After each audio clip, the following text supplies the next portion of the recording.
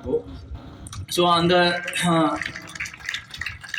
ஏன் சொல்கிறேன்னா, எதுவுமே ஒரு விஷயம் தடையாக நினைக்கக்கூடாது. ஏன்னா நான் அந்த வருஷம் நான் டெபியூ பண்ண வருஷம், அடுத்த வருஷமே எனக்கு சஸ்பெக்ட் ஆக்ஷன் சொல்லி ஒரு வருஷம் பேன் பண்ணிட்டாங்க.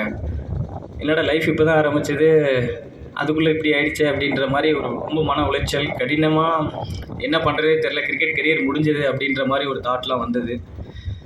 நான் முன்னாடி சொன்னேன்ல, நல்ல நண்பர்கள் என்னை சுற்றி எப்போவுமே ஒரு பாசிட்டிவான வைப் இருக்குன்னு. அவங்கெல்லாம் எனக்கு பேசி பேசி கண்டிப்பாக முடியும், நிறையா முடியும். என்னை சுற்றி இருக்கிற நான் எங்கெங்கெல்லாம் போகிறேனோ என்னை சுற்றி ஒரு நல்ல மனிதர்கள் எனக்கு கிடைச்சாங்க. ஏன் கிடைச்சாங்கன்னா, நான் பண்ணுற அந்த ஹார்ட் ஒர்க், கடவுள் கொடுத்த வரோம், ப்ளஸ் அந்த தன்னம்பிக்கையோட போராடுறதுனால எங்கெங்கெல்லாம் நான் தோண்டு போகிறேனோ அங்கெல்லாம் தோல் கொடுக்க ஒருத்தர் வந்தாங்க. ஸோ நான் அந்த இடத்துலலாம் தோண்டு போகாமல் அங்கேருந்து நான் கண்டிப்பாக முடியும் அப்படின்னு எல்லாரும். எனக்கு என்ன லைஃப்பில் எல்லாருக்கும் ஒவ்வொரு ஹேபிட் இருக்கும். சில பேருக்கு பாட்டு கேட்குறது பிடிக்கும், சில பேருக்கு விளையாடுறது, ஸ்ட்ரெஸ்ஸில் விளையாடுறது பிடிக்கும், இல்லை தனிமையில் இருக்கிறது பிடிக்கும். எனக்கு ஒருத்தருக்கு மோட்டிவேட் பண்ணி என்னை தட்டி கொடுத்தா நான் அதுக்கு மேலே ஓடுவேன். ஸோ அந்த ஒரு விஷயம் இப்போ வரைக்கும் நான் அது இருக்குது. லைஃப்பில் நிறையா பார்த்துருக்காங்க. இங்கேருந்து ஃபஸ்ட் பேருக்கு கூட இல்லாமல் டென்னிஸ் பால் வர்ற அந்த அமௌண்ட்டில் வச்சு தான் ஏவிஸ் காலேஜில் ஸ்போர்ட்ஸ் கோட்டாவில் அந்த எக்ஸாம் ஃபீஸ் கூட அதில் வச்சு தான் கட்டியிருக்கேன். ஸோ அப்படி வந்த சூழ்நிலையில் இருந்து வந்திருக்கேன் நான். ஏன் இதெல்லாம் சொல்கிறேன்னா, உங்களால் முடியாமல் ஒன்றுமே கிடையாது, பசங்களால் முடியாத ஒன்றும் கிடையாது. இந்த வில்லேஜில் டிஸ்ட்ரிக்ஸில் இருக்கிறவங்களுக்கு ஒரே ஒரு மைனஸ் என்னென்னா, ஷையாக ஃபீல் பண்ணுவாங்க, யாருமே பேச மாட்டாங்க. நானும் அப்படி தான், நான் பேசவே மாட்டேன். முன்னாடியெல்லாம் கேள்விக்கு ஆன்சர் தான் எங்கே போனாலும், அதுவுமே ஒன் வேர்ட் ஆன்சர் தான் பண்ணிகிட்டு இருப்பேன். ஏன் சொல்கிறேன்னா, நம்மளுக்குள்ளே அது இயல்பாக வந்துருச்சு. எல்லாருக்கும் டிஸ்ட்ரிக்ஸில் எல்லாருக்குள்ளேயும் டேலண்ட் இருக்குங்க. எனக்கு தெரிஞ்சு கண்ணுக்கு தெரிஞ்சு நிறைய பேர் இங்கேருந்து ஸ்போர்ட்ஸில் எவ்வளோ தூரத்துக்கு ட்ராவல் பண்ணியிருக்காங்க. பட் சிட்டிக்கு போனதும் இங்கே பண்ணதை மறந்துடுறாங்க. அந்த அட்மாஸ்பியர் அவங்கள மாற்றிடுது. அங்கே இருக்கிற சின்ன சின்ன விஷயங்கள், கவனங்கள் எல்லாம் சிதறிடுது. ஏன்னா அங்கே போய் நம்மளால் முடியாதுங்கிற ஒரு எண்ணத்தை அவங்களே உருவாக்கிக்கிறாங்க. நான் எப்பவும் சொல்கிறேன், எங்கே போனாலும் நீ கடினமாக அது மேலே வச்சுருக்க லவ் உனக்கு உண்மையாக இருந்தால், அதுக்கு உண்மையாக நீ போராடினீன்னா கண்டிப்பாக நீ எவ்வளோ உயரத்துக்குனாலும் போக முடியும். ஸ்போர்ட்ஸ் மட்டும் கிடையாது, எல்லா ஜாப்லேயும் நான் சொல்கிறேன். உனக்கு பிடிச்ச துறையை தேர்ந்தெடுத்து அதுக்கு நீ ஓடணும். இடையில 1000 தடைகள் வளர்ந்தாலும் உன்னோட கோலை நோக்கி ஓடணும். எல்லாம் வில்லேஜில் இன்னொரு எப்போவுமே இது நடக்கிறது தான். ஸ்போர்ட்ஸில் யாராவது ஒரு பையன் என்னையே சொல்லியிருக்காங்க, ஏண்டா இதில் என்னடா இருக்குது, குடும்பத்தை போய் காப்பாற்று அப்படின்னு நிறைய டிஸ்கரேஜ் பண்ணுவாங்க, யாரும் என்கரேஜ் பண்ண மாட்டாங்க. ஆனால் இப்போ ஸ்போர்ட்ஸில் எல்லா துறையிலையும் பயங்கர ஆப்பர்ச்சுனிட்டி வந்திருக்கு. எல்லோரும் மோட்டிவேட் பண்ணுறாங்க.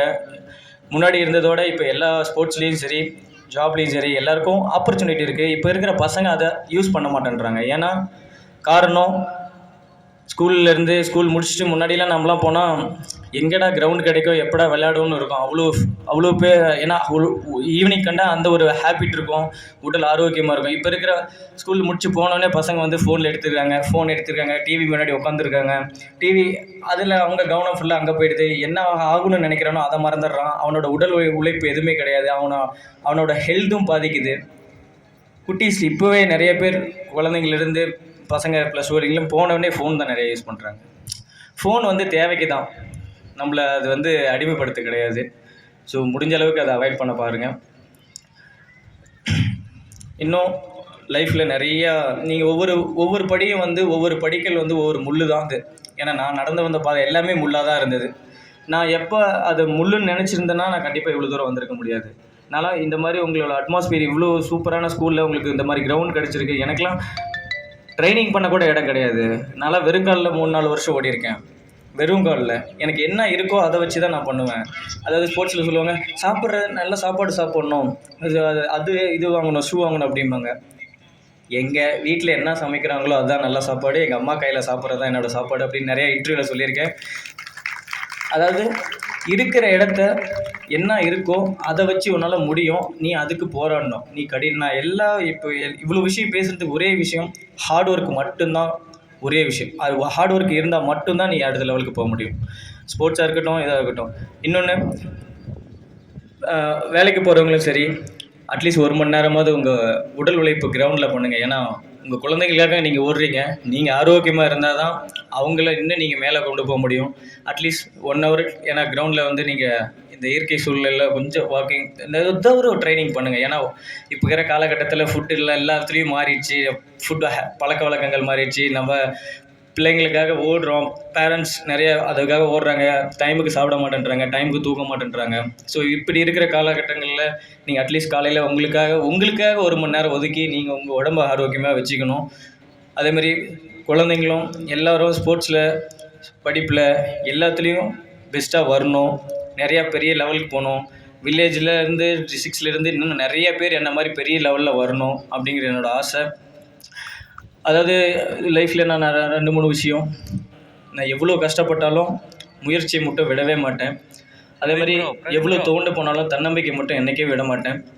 அதேமாதிரி நான் எவ்வளோ உயரத்துக்கு போனாலும் என்னோட அந்த தன்னடக்கத்தை விட்டு கொடுக்க மாட்டேன். ஏன்னா கடந்து வந்த பாதைகள் என்றைக்குமே மறக்கக்கூடாதுன்னு நினைக்கிறவன் நான்.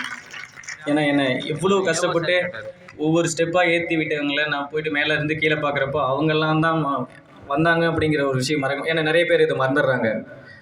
நான் இன்ன வரைக்கும் அந்த ஒரு தப்பு பண்ணக்கூடாது அப்படின்ற ஒரு இது சின்ன வயசுலேருந்தே அந்த ஏன்னா அடிபட்டு வந்திருக்கேன். அதனால் எனக்கு அதை என்றைக்குமே மறக்க மாட்டேன்.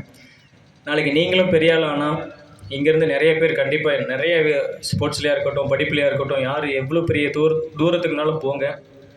எவ்வளோ தூரத்துக்கு போனாலும் உங்களால் முடிஞ்சது சின்னது ஒரு வழிகாட்டுங்க. உங்களால் முடிஞ்ச ஒருத்தருக்கு வழிகாட்டிங்கன்னா நம்மளால் முடிஞ்சதே இந்த வழியில் போடா, இதில் போனால் சக்ஸஸ் ஆவ அப்படின்னு அவனுக்காக ஒரு வழிகாட்டினீங்கன்னா அவன் தலைமுறையே மாறும். ஸோ நான் ஒரு கிரவுண்டு நான் ஆரம்பிச்சுருந்தா இங்கே சேலமில் ஆரம்பிச்சிருக்கலாம். நான் ஏன் என் ஊரில் ஆரம்பிச்சேன்னா நான் பட்ட மாதிரி கஷ்டத்தை வேறு யாரும் படக்கூடாதுங்கிறதுக்காக தான் என் ஊரில் அந்த கிரவுண்டை அவ்வளோ செலவு பண்ணி ஆரம்பிச்சிருக்கேன். பசங்களுக்கு தெரியணும், அங்கேருந்து நிறைய பேர் வரணும். இது போன்ற முக்கிய நிகழ்வுகள், அரசியல் தகவல்களை ஆழமாக மாறுபட்ட கோணத்திலும் அறிந்து கொள்ள மறக்காமல் பாரத் மெயில் 24 பக்கத்தை பின்பற்றிக் கொள்ளுங்கள். உங்கள் ஒவ்வொரு ஆதரவும் இது போன்ற பல நிகழ்வுகளின் பின்னணியை அறிய உதவும்.